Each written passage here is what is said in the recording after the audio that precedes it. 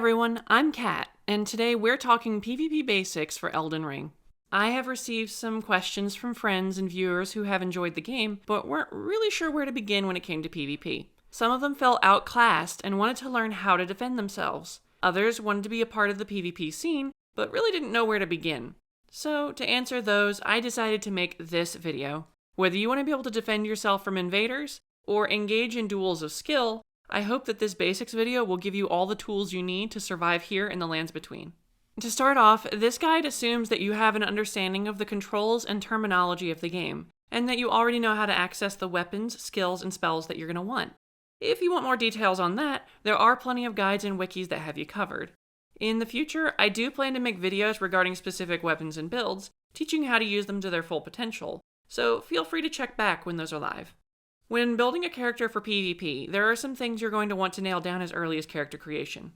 If you're just wanting to learn how to defend yourself, however, and you're not worried about building explicitly for PvP, go ahead and skip to this timestamp here, assuming I figured out how timestamps work. If I didn't, I apologize. The times will be in the description.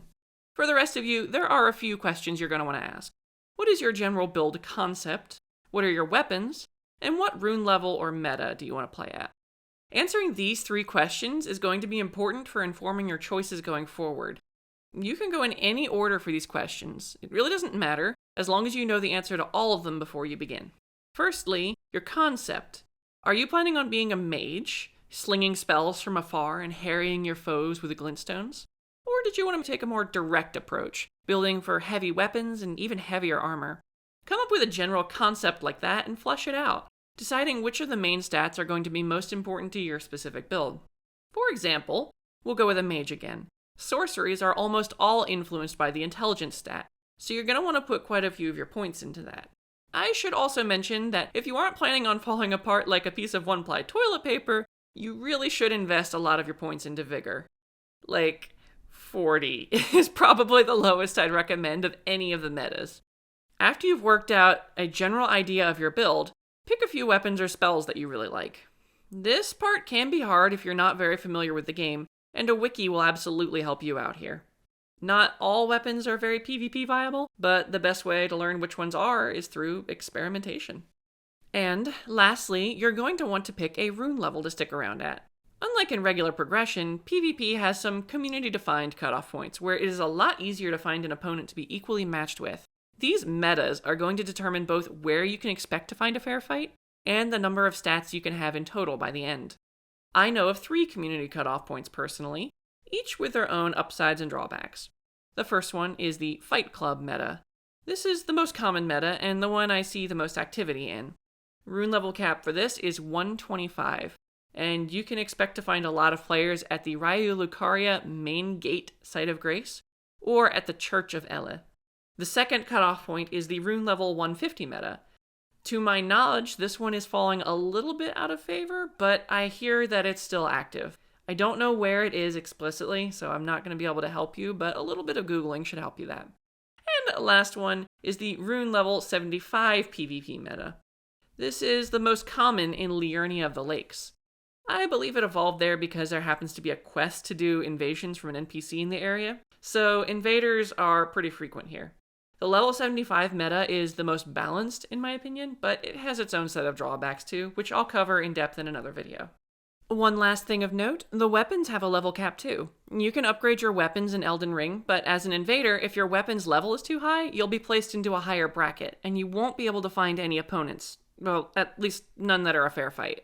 At the 125 and 150 rune level metas, this won't matter, as everybody uses maxed out weapons anyways.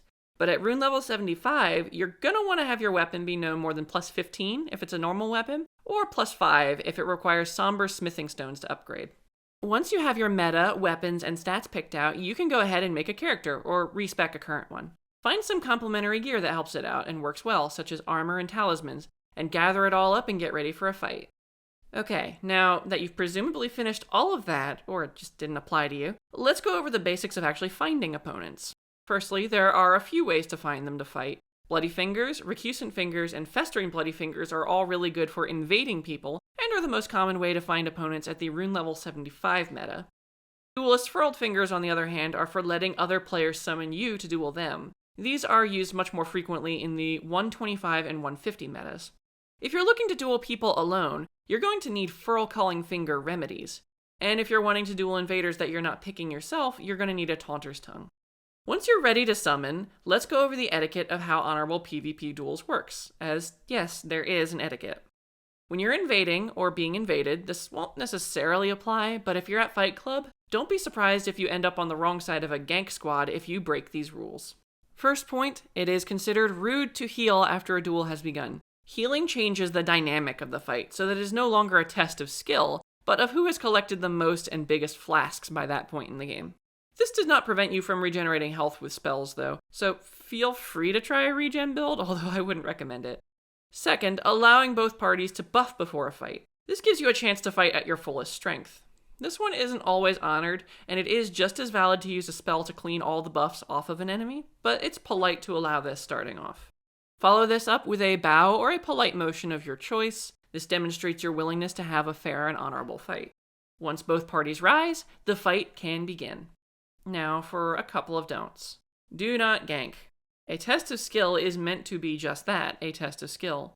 Players are normally looking for 1v1 or 2v2 duels, and if you interrupt an ongoing duel, both parties may be quite upset with you.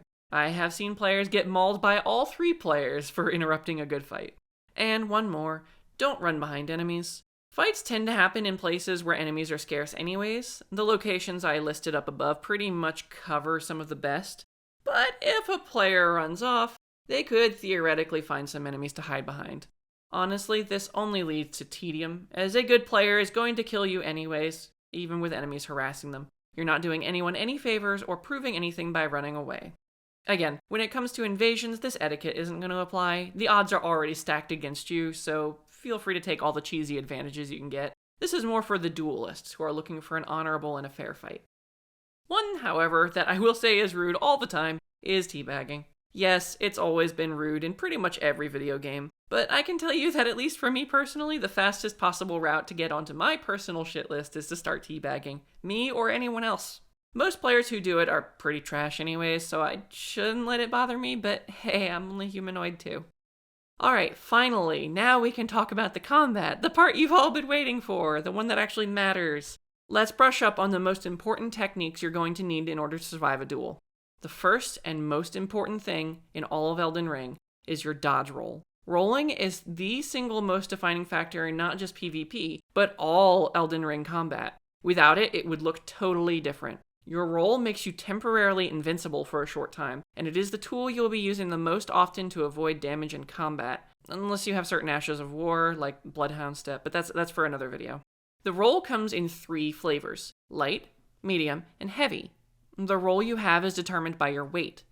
To have a medium roll, for example, your weight with all of your gear on must be less than 70% of your total weight limit, which is determined by your endurance stat. The light roll is less than 30% of your limit. Medium is an acceptable roll speed for most builds, and it will keep you safe most often.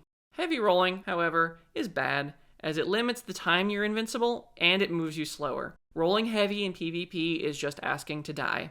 Not only is rolling key in PvP, but learning to time and direct those rolls is so important that there's a technique for killing less skilled players that specifically abuses how rolling works. This is called roll catching. When an enemy engages you, and they put the pressure on with a suitably fast and long enough weapon, they can wait for your rolls and attack exactly when you come out of it, so that you take the damage no matter what. When you see someone who is panicking and spamming their roll away from you, this is exactly the kind of behavior that a roll catch is going to exploit. It's remarkably easy to pull off, too. Wait for the opponent to roll away, and then just run up and cut them at the right time. It takes some timing and patience, so practice makes perfect here, as each weapon catches a little differently, but once you master the timing, roll catching will be an easy way to deal with some of the invaders you're going to get. Mastering this technique alone will boost your chances of winning significantly. Of course, that means you're going to need to know how to defend against it, and the simple answer is to time your rolls. Try to be reactive instead of proactive and guessing when they're going to hit you.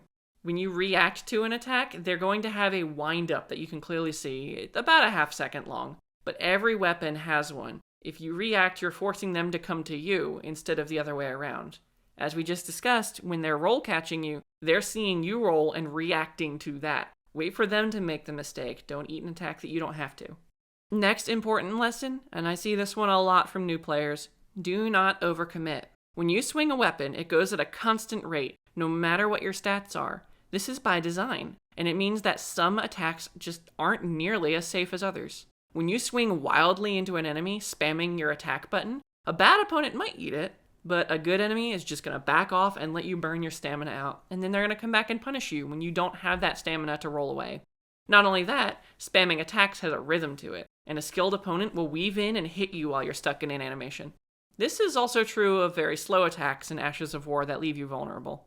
So don't spam attacks that you know won't hit unless you're specifically trying to apply pressure to force them to back off. Single swipes or pokes are going to be much better in the long run, and knowing what attack to use when is going to be key. Many players also don't know the full extent of their kit, so for another point, almost all weapons have more than just a light, heavy, and Ash of War attack. At first, you might be tempted to think of them as only having these 3 moves. After all, outside of the dual attack button, there's only the 3 buttons. But in reality, they also have crouching, dashing, rolling, and jumping attacks. And there may even be different versions of each, depending on if you use a heavy or a light button. Experiment with all the options. You'd be surprised how much faster a crouching light attack can be than just a normal swing. Next tip, roll in. So this one's a little more situational, and it can seem scary and counterintuitive, but sometimes the best way to dodge an attack isn't to go outwards or side to side, but to roll right behind your opponent.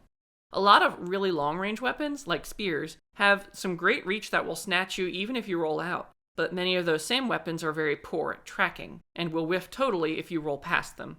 This isn't true of every weapon, but if you're having a hard time dodging a specific weapon, give it a try. This alone may save you a lot of headache. If you practice and master all of these tips, you will already be well on your way to being able to hold your own in most fights. Don't run off yet, though. I still have a couple more lessons to share. Second to last tip for the day, status ailments. Oh god, status ailments. Status buildup in Elden Ring is the same as it has been in virtually all Souls games. When an enemy uses a spell or a weapon with status on it, a bar with an icon is going to fill up on your screen. Once it's full, you're going to be afflicted with the status. There are several in the game, and most of them are not very pleasant to have. The lesson here is that status ailments are just kind of rough. Even if you dodge through some attacks, you may still get status buildup. In my personal opinion, this is not great game design and shouldn't be true. But we're working with what we've got here, not speculating about how the game could be better. So, if an enemy is going to be using status ailments, then you will need to be more careful. Play more defensively, make them move to you, and make sure that they get punished when they screw up, or they might get aggressive. Most people will keep a full stock of boluses on them specifically for PvP. These are consumable items that you can eat to cure status ailments even before they trigger on you. There are also talismans that will help you reduce some of these status buildups. However you choose to deal with statuses, knowing how they work and how to get around them is going to be important. And one final tip today, make sure that you're having fun. Yes, I know, it's a cop-out, I'm sorry, but I need to level with you guys here. I get salty at this game sometimes. I'm pretty sure we all have. It is effectively a Souls game after all. These games have been known to eat controllers that have been chucked at many TVs. Well, PvP is no different. If you're not having any fun, step back and cool off. The last thing you want to do is come out of it even more stressed than you went in with. The point is to have fun and relax, even when you're doing your very best. So take care of yourselves, and don't let the salt and bad behavior get to you. Alright, that's pretty much it for the basics. Hopefully you guys will find some of this information useful. And if you want more, the Hans and I plan to do breakdowns of specific weapons in the future, among other things. And you can always come watch us play on Twitch, where we will spend most of our time practicing PvP and breaking down our fights to teach mechanics. Link is in the description. Until then, I hope you all have a lovely, see ya!